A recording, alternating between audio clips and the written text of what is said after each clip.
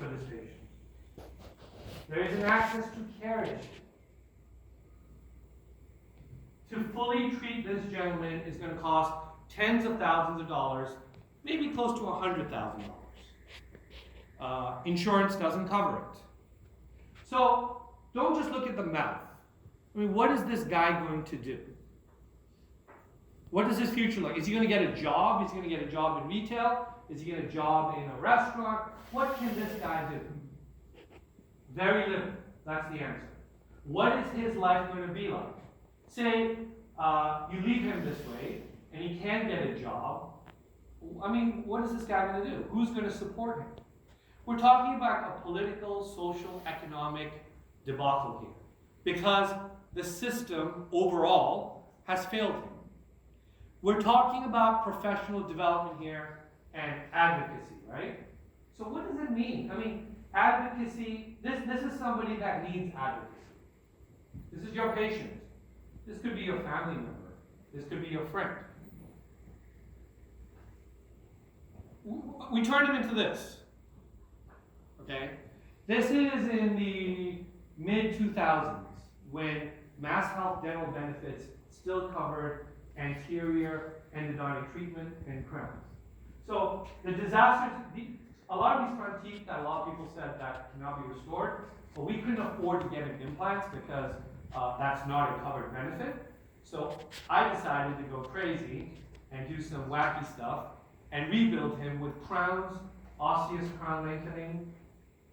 So that's not the end of the story. He looks great now with a partial denture and some crowns.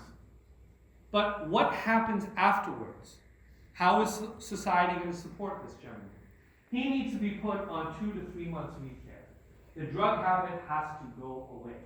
His diet needs to be modified. He needs employment. And he needs social support. If he doesn't have the whole configuration of all these items, he's going back to this. That's a reality. Okay? When you put a crown in, the margins are all closed. The story doesn't end there. I was very privileged in being able to attend Tufts.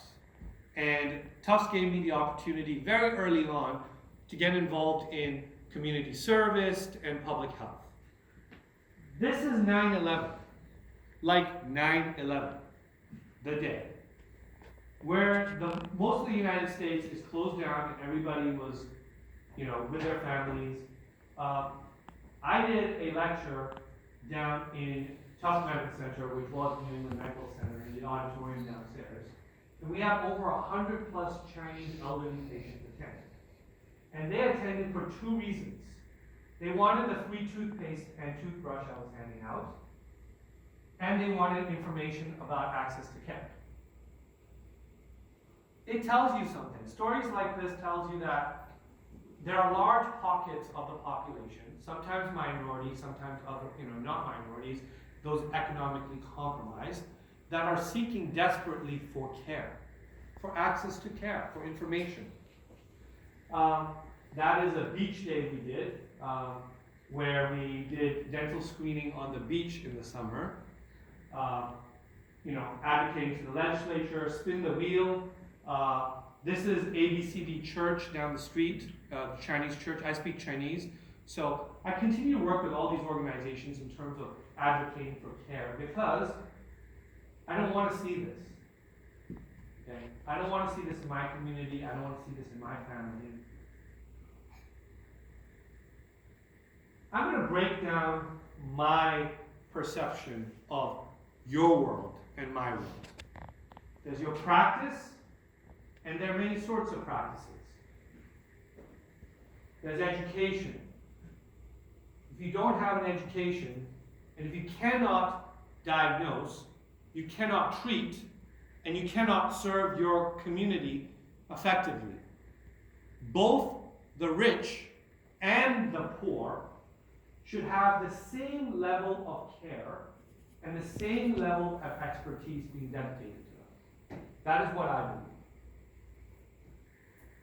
And health. I'm not talking about the patient's health. I'm talking about your health. If you're not healthy, you can't serve your practice,